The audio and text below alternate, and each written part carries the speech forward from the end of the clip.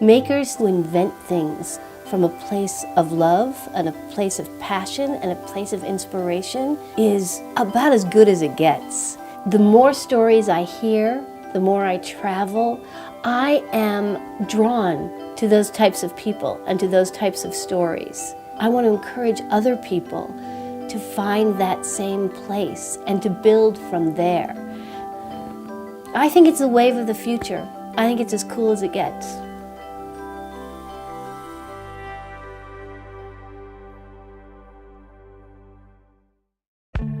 I'm gonna make the most delicious snack in the entire world that I can say yes to, and every time I offer it to you, you're gonna be like, yes, yes, yes, I want it.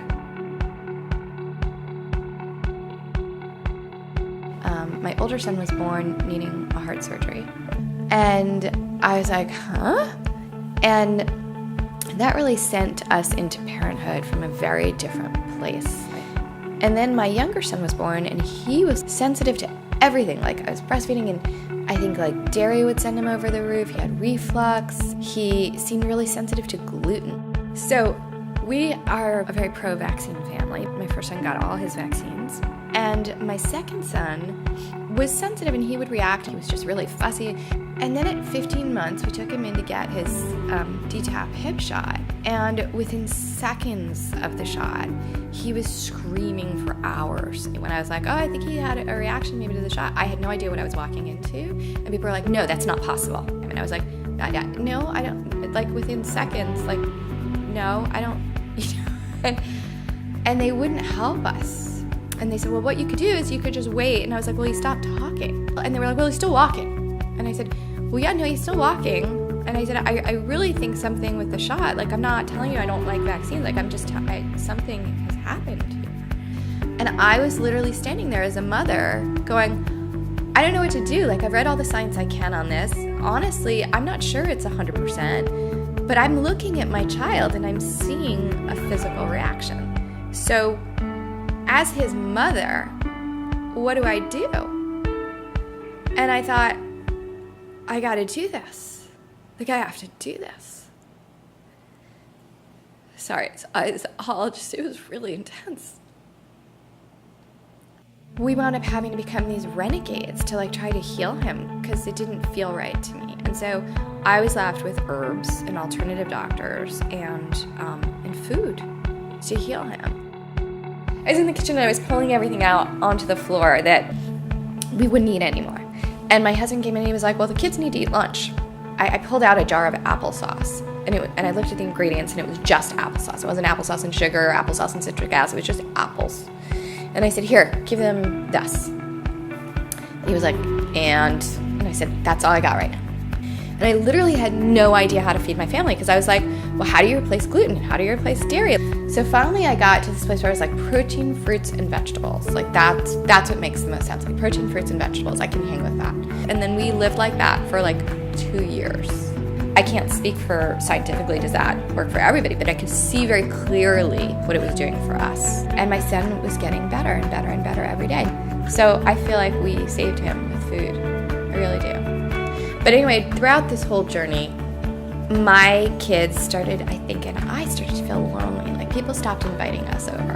And I felt like, we'd always show up with our like cooler bags of like, oh, you guys are having that? That's great. Well, we have our lentils, Anybody want lentils, kale, carrots? They're really good. And I finally said, like, I've got to have a snack. And my son actually would come home from school just sobbing, like everybody was having these treats and everybody was having all this really special stuff. And I would lie there in the kitchen with him and hold him and be like, oh, they had a chocolate cupcake. Mommy will make you a chocolate almond flour cupcake. And he's like, I don't want an almond flour cupcake. I want another cupcake. Okay. I really didn't want him to feel left out. And so I had this amazing moment one day where I went in the kitchen and I decided, you know what, buddy, like we can cry about this, but what we're doing as a family is actually flipping awesome. Like we are taking health into our own hands. We are like eating foods that the foods we're meant to eat.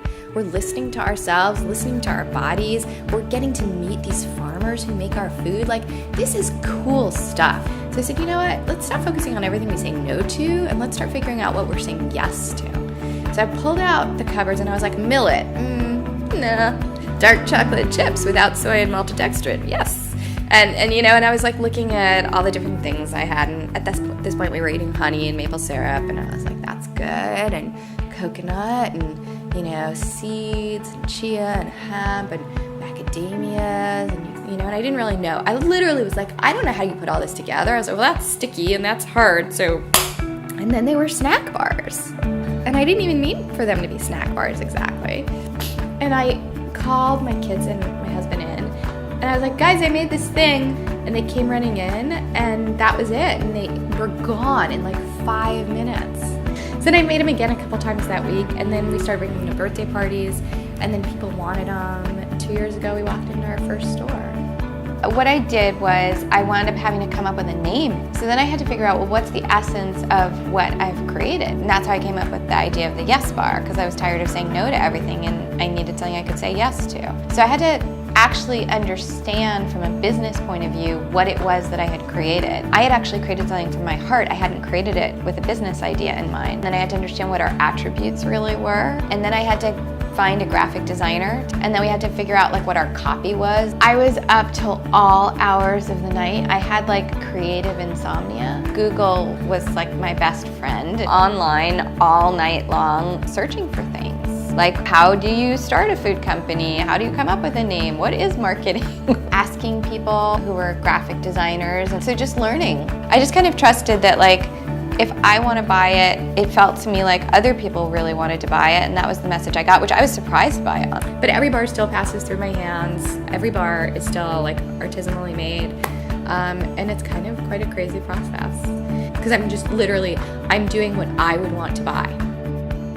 What I like the most isn't even the bar itself, which I think is this culinary pleasure. Honestly, like the philosophy that we were built upon, which wasn't some branding exercise. It was an actual moment in my kitchen, for real, with my son, of just looking in his eyes and being like, dude, life can suck sometimes. So like, let's get up and make it good. So that for me is the sort of underpinning behind Yes Bar, which I'm so excited to share with the world. Beyond even just this incredibly tasty treat. To say like, yeah, so what? So you're gluten-free, you're grain-free, you can't eat all this stuff. You don't need to cry. Like, here you go. Here's a little piece of joy in your life. Like, go out, celebrate. Because this one tastes better than all the rest of them. We were at the Grove, and my older son was on the trolley, and there was this woman across from us eating popcorn, and my older son grabbed my arm, and he said, Mommy, you have to tell her. And I said, what do I have to tell her? He said, she's eating popcorn. It's probably GMO. She doesn't know she's gonna die. You have to tell her. And I thought, I might have taken this a little bit too far.